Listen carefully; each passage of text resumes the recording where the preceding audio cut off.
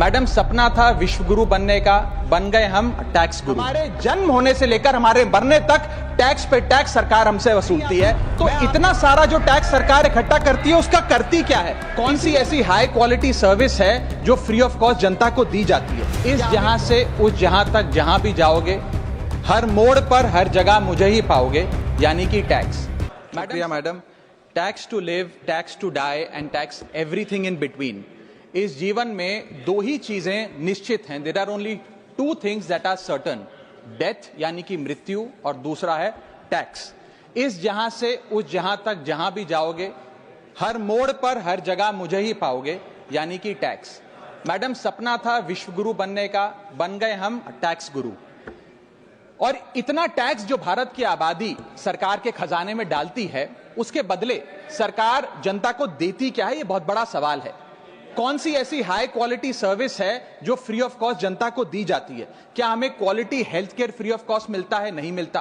क्या हमें world class education मिलती है? नहीं मिलती। क्या हमें फ्री वर्ल्ड क्लास ट्रांसपोर्टेशन मिलता है? नहीं मिलता। क्या हाई क्वालिटी रोड्स मिलती हैं? अगर अच्छी हैं तो टोल टैक्स भरना पड़ता है। क्या 24 घंटे सातों दिन बिजली आती है? नहीं आती। तो इतना सारा जो टैक्स सरकार इकट्ठा करती है उसका करती क्या है?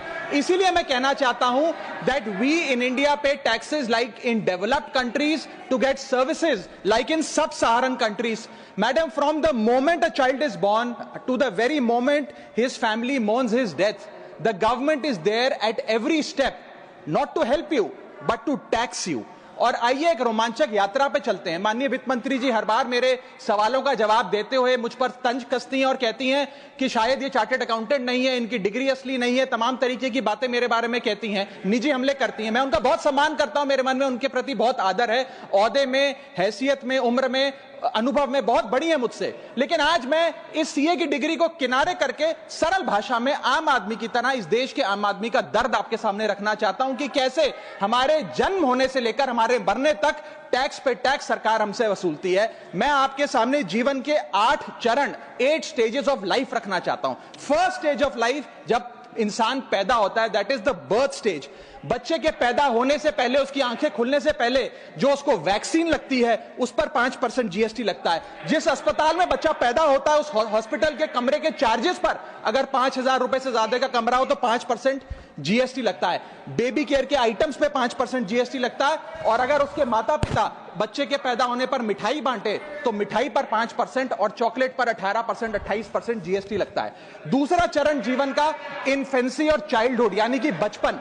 बचपन में बेबी फूड जो खरीदा जाता है उस पर 12 से 18% जीएसटी, डायपर जो खरीदा जाता है उस पर 12% जीएसटी, बेबी स्ट्रोलर पे 5 से 12% जीएसटी, और जो खिलौने बच्चे को दिए जाते हैं उन खिलौनों पर भी 12% जीएसटी लिया जाता है। जब मुंडन होता है बच्चे का, पहला हेयर कट जिसे कहते हैं, उस हेयर कट की सर्विसेज पर भी 18% जीएसटी, और पहली बर्थडे पार्टी पर जो फोटोग्राफी होती है, फोटो खिंचवाई जाती है, उस फोटोग्राफी सर्विसेज पर भी 18% जीएसटी। यहां तक कि नामकरण की बर्थडे पार्टी जो की जाती है उस पर भी केटरिंग सर्विसेज से लेकर खान पर 18% जीएसटी सरकार वसूलती है। अब बच्चा स्कूल जाना शुरू करता है तो स्कूल जाने पर यूनिफॉर्म से लेकर जूतों, स्कूल बैग, लंच बॉक्स, सब पर जीएसटी लगता है। 12% जीएसटी नोटबुक पर लगता है, 18% जीएसटी स्टेशनरी आइटम पर लगता है। और उसके बाद अगर कोई एक्स्ट्रा करिकुलर एक्टिविटी बच्चे को करनी हो, कोई म्यूजिक क्लास करनी हो या फिर कोई स्पोर्ट्स कोचिंग की क्लास वो ले ले, उस पर भी 18% जीएसटी देना पड़ता है। प्राइवेट ट्यूशन ले तो उस पर भी जीएसटी,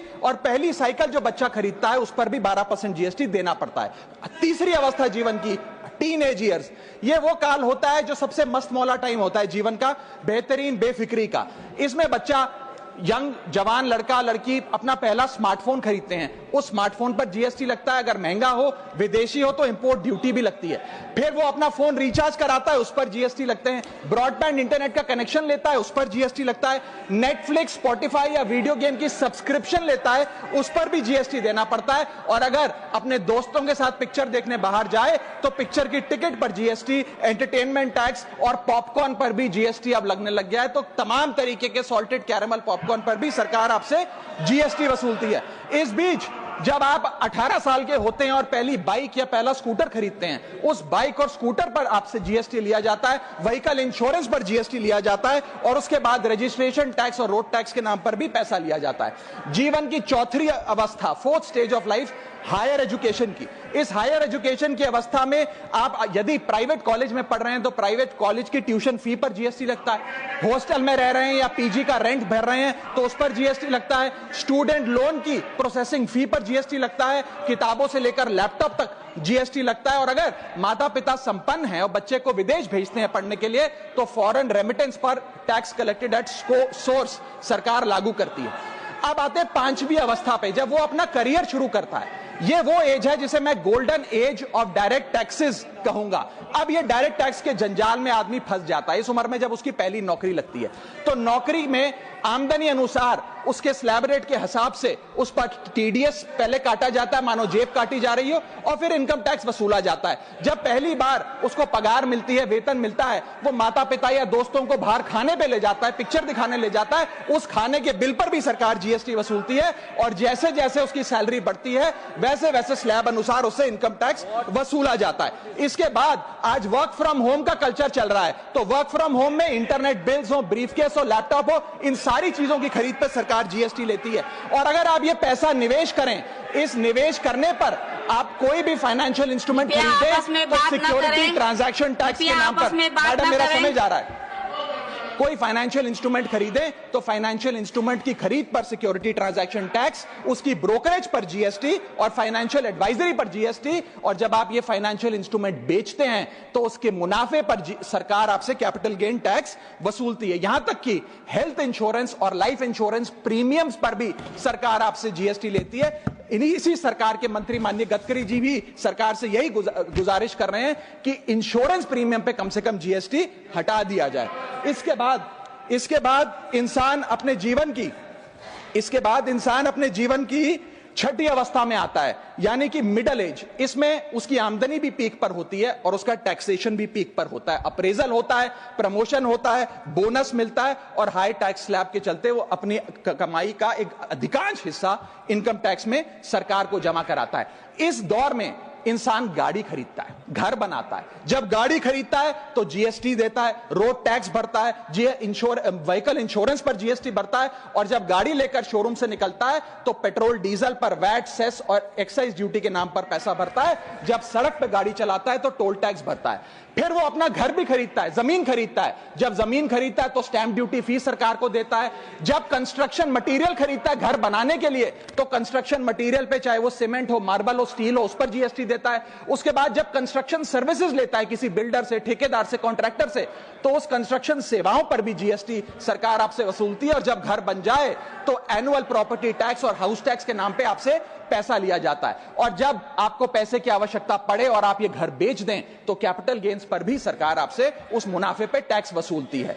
और इस बीच शादी तो रह ही गई, फिर इंसान शादी करता है, इस बीच तो बैंक्वेट हॉल बुक करता है, उस बैंक्वेट हॉल की बुकिंग पे टैक्स भरता है।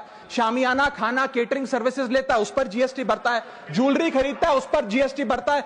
कपड़ा, शेरवानी सिलवाता है, कुर्ता पजामा, सूट पैंट, उस पर जीएसटी भरता है। यहां तक कि वेडिंग इन्विटेशन से लेकर, ब्राइडल मेकअप से लेकर, हनीमून के ट्रैवल तक हर चीज पर सरकार आपसे जीएसटी वसूलती है। सातवीं अवस्था सरकार जीवन की, वो है रिटायरमेंट। इस फेज में इंसान चाहता है आरामदायक जीवन जिया जाए, जो जीवन में कमाया उस कमाई के सहारे उसकी इंटरेस्ट पर, पेंशन पर जिया जाए। लेकिन इस अवस्था में भी सरकार पेंशन और इंटरेस्ट इनकम पे आपसे टैक्स लेती है।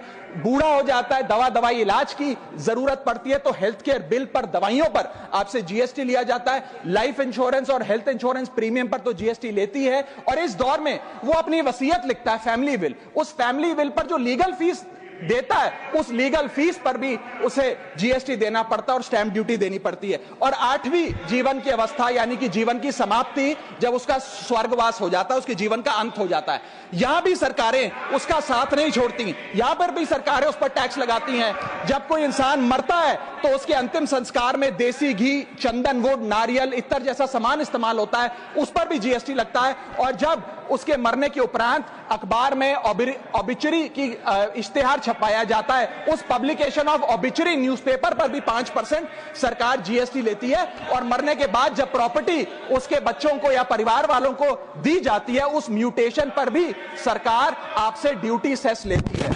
यह है life cycle of taxation model. लेकिन मैडम, सबसे जरूरी बात यह है कि इतना टैक्स देने के बाद सरकारें हमें देती क्या है। मैं जानता हूं कि टैक्स सरकार के लिए जरूरी है, इस सरकार के लिए नहीं, जितनी सरकारें इस देश में रही सबने टैक्स लगाकर जनता से पैसा लिया। टैक्सेस वास्तव में जरूरी हैं, लेकिन सवाल यह है कि क्या ये टैक्सेस हमारी इकोनॉमी को बढ़ा रहे हैं या हमारी इकोनॉमी को खा रहे हैं? क्या इससे हमारी जिंदगी बेहतर हो रही है या हमारी जिंदगी बदतर हो रही है? इतने टैक्स लगाने की वजह से आज हमारी आमदनी घट रही है, इस वजह से खपत गिर रही है, कंजम्पशन गिर रही है, डिमांड नहीं बढ़ रही है और प्रोडक्शन गिर रही है। इस वजह से पूरा इकोनॉमिक साइकिल जो हमारा इकोनॉमी का चक्का है वो धीमा हो गया है। मैडम, इस देश में, बस समाप्त कर रहा हूं, इस देश में मैं मेरी पार्टी के टाइम से आप ले लीजिएगा, मेरी पार्टी के टाइम से ले लीजिएगा। मैडम, इस देश में 80 करोड़ जनता 5 किलो फ्री राशन के सहारे जी रही है। आपको जान के अचंभा होगा, इस 80 करोड़ जनता से भी ये सारा जीएसटी लिया जाता है, दिन प्रतिदिन लिया जाता है, जो आज मैंने पढ़ के सुनाया। सिर्फ अमीर नहीं, गरीब से गरीब आदमी भी जीएसटी देता है। और अंत में मैं बस इतना ही कहना चाहूंगा कि क्योंकि इतना टैक्स लगा लगाकर सरकारें जनता का खून चूसती हैं, उस वजह से आज एफएमसीजी की सेल्स घट रही हैं, एफएमसीजी के स्टॉक गिर रहे हैं, कंजम्पशन डाउन हो रही है, नई गाड़ियों की सेल श्रिंक कर रही है, तमाम तरीके की जितनी भी न्यू परचेजेस होती हैं उसमें मंदी देखी जा रही है। सरकार को जीएसटी कम करना चाहिए, कम करेंगे तो जनता की जेब में पैसा आएगा, पैसा आएगा तो मांग बढ़ेगी, खपत बढ़ेगी और इकोनॉमी का चक्का चलेगा। आपका समय समाप्त। बहुत बहुत शुक्रिया। माननीय श्री एम वेंकट सुब्बा रेड्डी जी, आपका समय